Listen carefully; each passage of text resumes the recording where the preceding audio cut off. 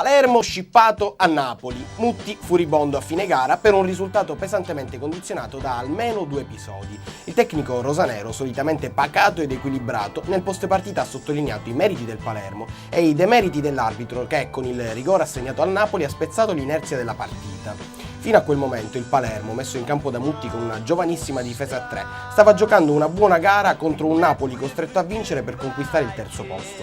Un errore, quello di De Marco, non coadiuvato dai suoi assistenti, che ha messo in salita la partita del Palermo e che ha fatto il paio con il mancato fischio sulla brutta entrata di Cannavaro su Ilicic. 2 episodi che hanno scatenato l'ira del presidente Zamparini, imbufalito contro il sistema arbitrale. Ci hanno stroncato quest'anno il campionato a Scena con qualcosa di inverosimile. Ieri sera abbiamo visto un altro arbitro che condiziona il risultato in maniera inverosimile e io penso che ce l'abbiano con Zamparini Maurizio, perché dice troppe verità. Oggi, e lo dico da tanto tempo, ma non ce l'ho col sistema arbitrale, ce l'ho col sistema in generale. Non può un sistema arbitrale essere indipendente da qualsiasi controllo. Oggi lo è. Oggi lo è. Oggi il sistema arbitrale controlla se stesso.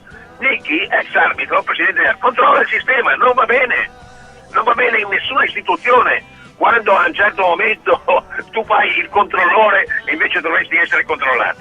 Ecco, ma non ce l'ho con Nicchi, con Braschi, è il sistema sbagliato, continuo a dirlo, e loro invece di pensare a queste cose fondamentali vanno a vedere nelle società come la nostra, che è una società pulita, un esempio di come si gestisce il calcio, vanno a vedere delle cazzate per darmi 12 mesi di squalifica. Questa è la vergogna. Vergogna, proprio la parola pronunciata da Mutti al momento dell'assegnazione del rigore a favore del Napoli, che ha buttato fuori dalla partita il Palermo. Il tecnico lombardo ha dovuto ancora una volta far fronte alle tante assenze e ad una rosa troppo poco competitiva. Limiti che potranno essere colmati solo con una campagna acquisti di livello.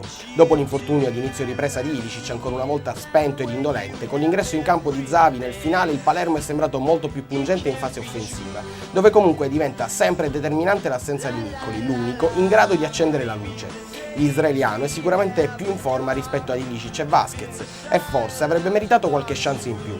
Un Palermo che, nonostante il risultato, porta via da Napoli anche alcune certezze. Milanovic e Labrin hanno ormai convinto la dirigenza rosanero a confermarli in organico. Ma prima di pensare alla prossima stagione bisognerà chiudere quella in corso, classifica alla mano, la più deludente del decennio, targato Zamparini.